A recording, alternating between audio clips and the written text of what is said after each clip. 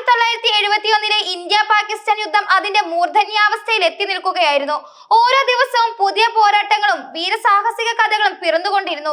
കിഴക്കൻ പാകിസ്ഥാനിലെ, അതായത് ഇന്നത്തെ ബംഗ്ലാദേശ് വിമോചനത്തിന് വേണ്ടിയുള്ള ഈ ചരിത്രപരമായ യുദ്ധത്തിൽ ഇന്ത്യൻ സായുധ സേന, പ്രത്യേകിച്ച് ഇന്ത്യൻ വ്യോമസേന പാകിസ്ഥാൻ സൈന്യത്തിനെതിരെ ശക്തമായ മുന്നേറ്റം നടത്തുകയായിരുന്നു.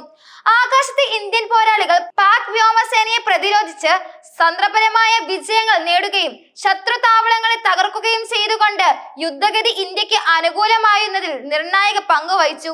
ഈ തീവ്രമായ പോരാട്ടങ്ങൾക്കിടയിൽ 1971 ഡിസംബർ 12-ന് ഇന്ത്യൻ സൈനികർ ആകാശത്ത് നടന്ന 2 മിന്നൽ സ്ഫോടനങ്ങൾക്കാണ് സാക്ഷ്യം വഹിച്ചത്.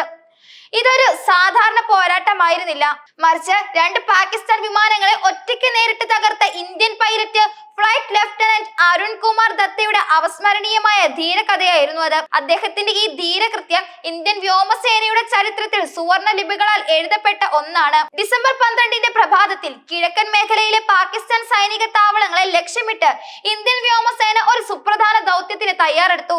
ഈ ദൗത്യം പാക് സൈന്യത്തിന്റെ ചെറുത്തുനിൽപ്പിനെ തകർക്കാനും അവരുടെ ആശയവിനിമയ ശൃംഖലകളെ താറുമാറാക്കാനും ലക്ഷ്യം വെച്ചുള്ളതായിരുന്നു.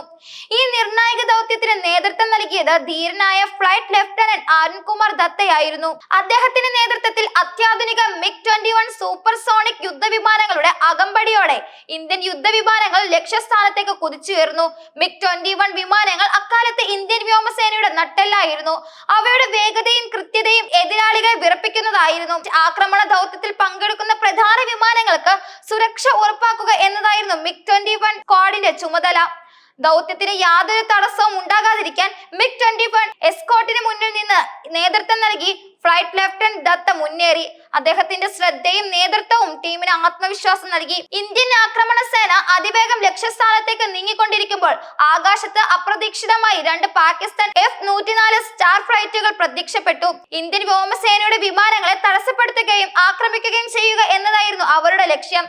F-104 സ്റ്റാർ ഫ്ലൈറ്റുകൾ അക്കാലത്ത് പാകിസ്ഥാൻ വ്യോമസേനയുടെ ഏറ്റവും മികച്ച വിമാനങ്ങളിൽ ഒന്നായിരുന്നു. അവയുടെ വേഗതയും ആക്രമണശേഷിയും ഏറെ പേരെടുത്തിരുന്നു. ഈ 2 യുദ്ധവിമാനങ്ങളെ കണ്ടതോടെ ഫ്ലൈറ്റ് ലഫ്റ്റനന്റ് ദത്ത ഒരു നിമിഷം പോലും പതറാതെ ഉടനടി ഒരു തന്ത്രം ആവിഷ്കരിച്ചു. ഈ നിർണായക ഘട്ടത്തിൽ താൻ ഒറ്റയ്ക്ക് അവരെ നേരിടാൻ തീരുമാനിക്കുകയായിരുന്നു. അത് അങ്ങേയറ്റം ധീരമായ ഒരു തീരുമാനം തന്നെയായിരുന്നു. കാരണം 2 ശത്രു വിമാനങ്ങളെ ഒറ്റയ്ക്ക് നേരിടുന്നത് വലിയ അപകട സാധ്യത നിറഞ്ഞതായിരുന്നു. ദത്ത തന്റെ MiG-21 വിമാനം പാകിസ്ഥാൻ ജെറ്റുകളുടെ പിന്നിൽ തന്ത്രപരമായി നിർത്തി അവരെ സമർത്ഥമായി പിന്തുടർന്നു. ഒരു നിമിഷം പോലും പിഴയ്ക്കാതെ അദ്ദേഹം തന്റെ വിമാനത്തിന്റെ നിയന്ത്രണങ്ങൾ ഉപയോഗിച്ച് ശത്രു വിമാനങ്ങളെ വിടാതെ പിന്തുടർന്നു. ഇന്ത്യൻ വിമാനങ്ങളെ സംരക്ഷിക്കാനുള്ള അദ്ദേഹത്തിന്റെ ദൃഢനിശ്ചയം ഓരോ നീക്കത്തിലും പ്രകടമായിരുന്നു.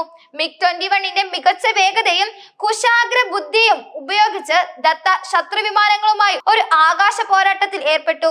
മണിക്കൂറോളം നീണ്ട ഈ പോരാട്ടത്തിൽ പാകിസ്ഥാൻ പൈലറ്റുമാർക്ക് ദത്തയുടെ നീക്കങ്ങൾ തിരിച്ചറിയാൻ കഴിഞ്ഞില്ല. ഇന്ത്യൻ പൈലറ്റിന്റെ അപ്രതീക്ഷിതവും ആസൂത്രിതവുമായ നീക്കങ്ങൾ അവരെ ആശയക്കുഴപ്പത്തിലാക്കി. പല ശ്രമങ്ങൾക്കും ശേഷം ദത്തയെ മറികടക്കാൻ കഴിയില്ലെന്ന് മനസ്സിലാക്കിയ പാകിസ്ഥാൻ പൈലറ്റുമാർ ഏറ്റുമുട്ടലിൽ നിന്ന് പിൻവാങ്ങാൻ ശ്രമിച്ചു. അവർ രക്ഷപ്പെടാൻ ശ്രമിച്ചപ്പോൾ ദത്ത അവരെ വിടാൻ തയ്യാറായില്ല.